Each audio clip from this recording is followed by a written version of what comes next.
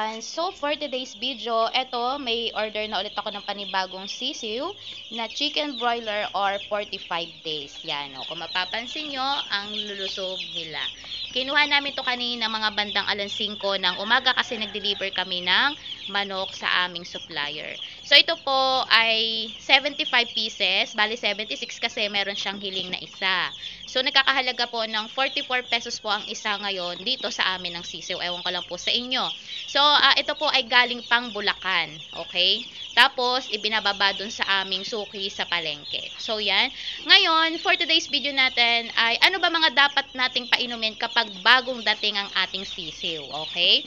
So, yun yung ating topic for today's video. Bago po tayo magsimula, ay wag po muna natin kalimutang mag-subscribe at i-click ang notification bell para lagi po tayong updated sa mga susunod na videos tungkol sa pag-aalaga ng ganitong mga sisiw or manok. Okay, so bago ko sabihin sa inyo kung ano yung pwede nating ipainom, lalagay muna natin sila sa kulungan. Kasi yung kulungan nila ay pwede nang ilagay sila. Ayan, so samahan nyo muna ako. Tingnan naman po sa patuka guys, ang ginagamit namin yung mask.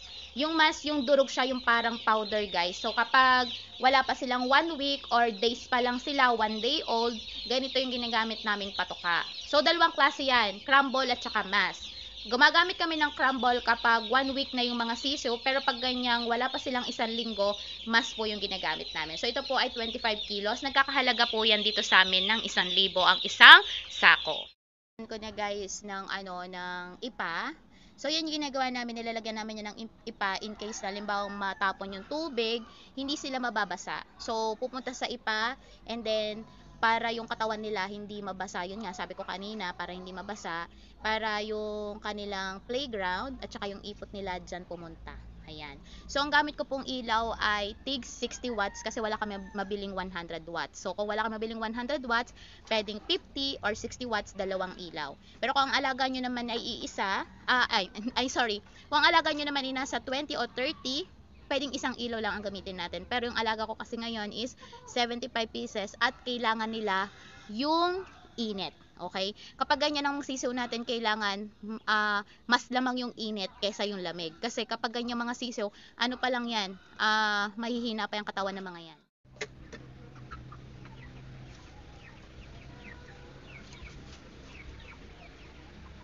So guys, ganito yung pag sinabing mask, yung powder talaga. Ayan kita nyo ba? Yan. Yan ganyang powder. Yan. Ganyan yung mask. Yan, kapag kayo mag-aalaga ng ng 45 days, ito yung unang ipatukan nyo. Kasi sisiw pa lang naman yan, hindi pa naman yan makakakain ng ng malalaking butil ng pakain. Yan. Okay, so ilipat na natin yung mga sisiw.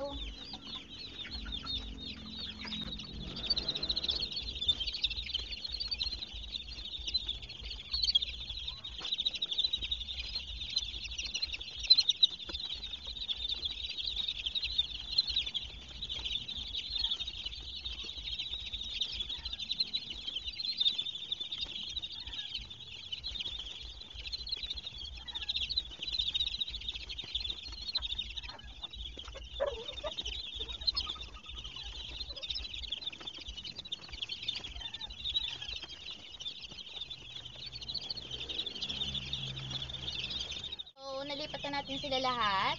Ang hiling ko lang guys dito ay isa. Dati kapag ganito karami, 2, 3, kapag 100, minsan 5 pa yung hiling. Pero ngayon isa na lang. Nagtaka rin yung supplier ko.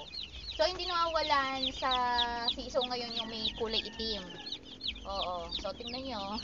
Ang sisigla nila. Kasi doon kasi sa sa box, sikip sila. Ito ngayon maluang. So, capacity ng pasisiwan ko na to ay 100 to 150 pieces. Hindi ako nag-aalaga ngayon ng medyo madami kasi mahirap. Lalo ngayon, umuulan, umiinit. So, yung panahon kasi nag-iiba. Kaya yung manok kasi mahirap alagaan pag ganun. So, kung makikita nyo naman, diba, ang kikip nila. So, anyway, so back to our topic. Ano ba pwede nating ipainom kapag unang araw ng sisiw natin dito sa atin sa bahay natin or sa kulungan natin? So unang-una, ang ginagamit namin madalas ay asukal at tubig. Okay?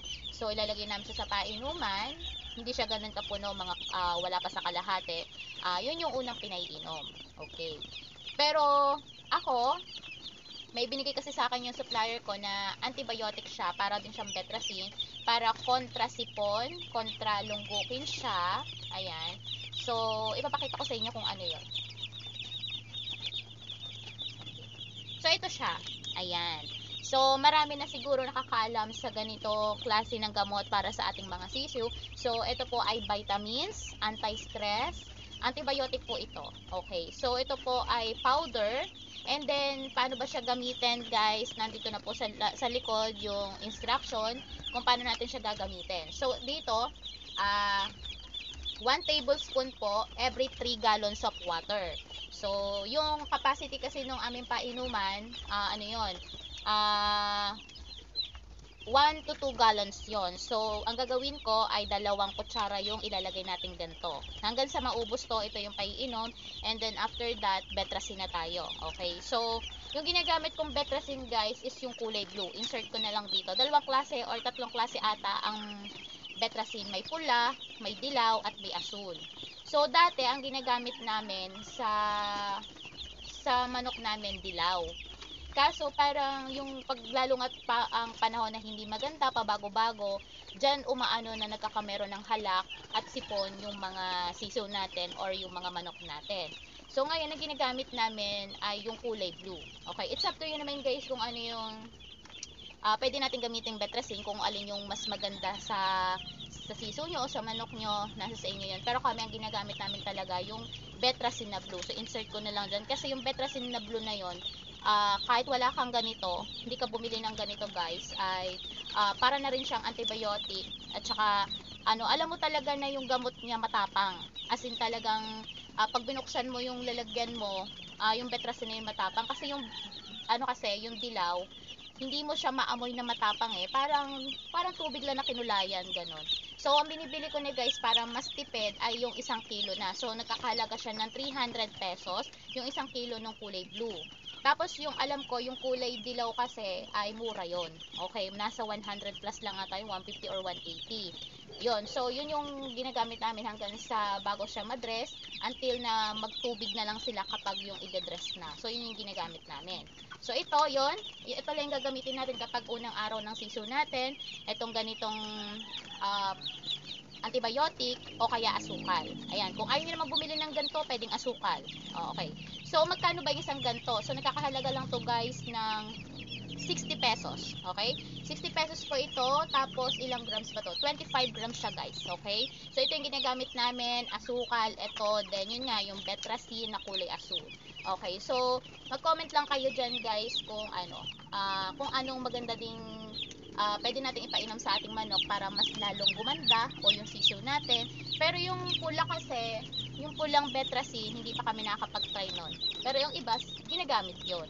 Si tatay, ginagamit niya sa kanyang mga panabong na manok, yung mga inahin niya sa Texas, kulay pulang Betracin. So, ano din siya, antibiotic din, vitamins din siya sa manok. Okay?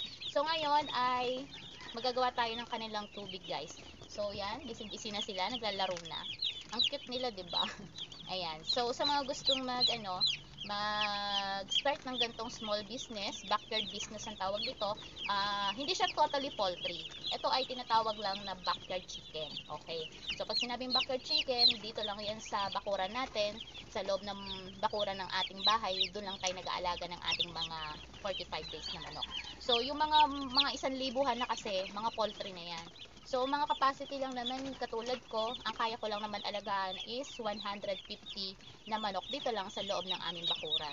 Pero ngayon, ayoko muna mag-alaga ng sobrang dami, kasi yun nga, nakwento ko sa ibang vlog ko na nalugi ako that time. Kasi may panahon talaga na dumadating sa mga manok na talagang yung hindi maganda ba, hindi maganda yung pagkasiso niya, pagkamanok niya, nagdadaan talaga yon. So yan, nag-ano muna ako, yung paunti-unti lang ba, nag-start sa 50, ngayon 75, and then maybe pagdating ng December yan, baka mag 100 ako, kasi magmamahal na ang manok. So yan, yan, sa mga gusto mag-business ng ganito, lalo't bare months na, malaki ang kita nyo dito, guys. So Pag tinanong nyo kung magkano kita sa pag-aalaga ng manok, depende yan sa dami ng inaalagaan nyo. So, let's say doon sa 50 pieces, sa isang buwan, or sa 45 days, ang kinita ko po doon, na ang kapital ko ay 10,000, kumita po ako doon ng 2,000. Okay? Hindi na masama. Okay. So, kapag 100, pwedeng 4 to 5,000 ang ating kitain sa isang buwan. And then, kung 150, mahina ang 5,000 to 7,000, basta maganda ang manok. Okay, pag hindi namatay, lahat ay good, okay. Yan. So, yun lang, kailangan talagang alagaan lang natin sila ng parang mga bata para maganda ang ano ng manok natin. Yan. So, hindi maiiwasan na may namamatay sa sisiw or sa manok, hindi naiiwasan yan. So, wag lang nating hayaang dumami yung mamatay. Ayan. So, kung may mamatay na isa o kaya dalawa, kailangang natin yan, babantayan na natin yan. Kasi kapag medyo dalawa, tatlo na namatay, ano nangyayari, 'di ba? So, nag-iisip tayo. So, dapat kahit sisuman yan, pinatutuka lang natin yan, inaalagaan natin yan. Kasi ito ay business natin, okay? So, sa business, dapat hindi nalulugi. Nandun tayo sa nalulugi minsan, pero dapat may kita at sampot tayo sa puhunan. So, yan, marami na akong nagdata. So, lagay na natin to.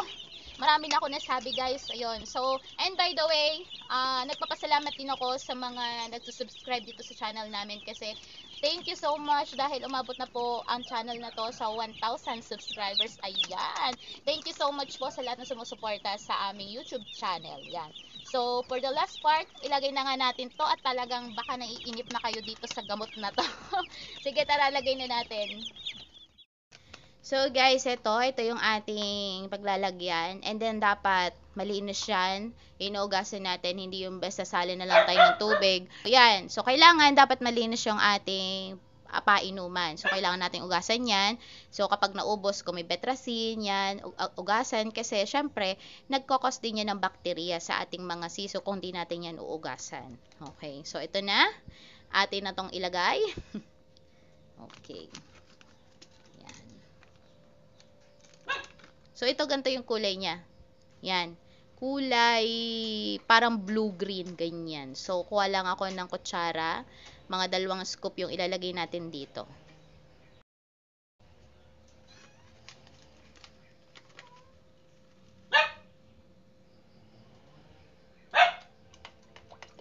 Yan. So, ano lang natin. Yan.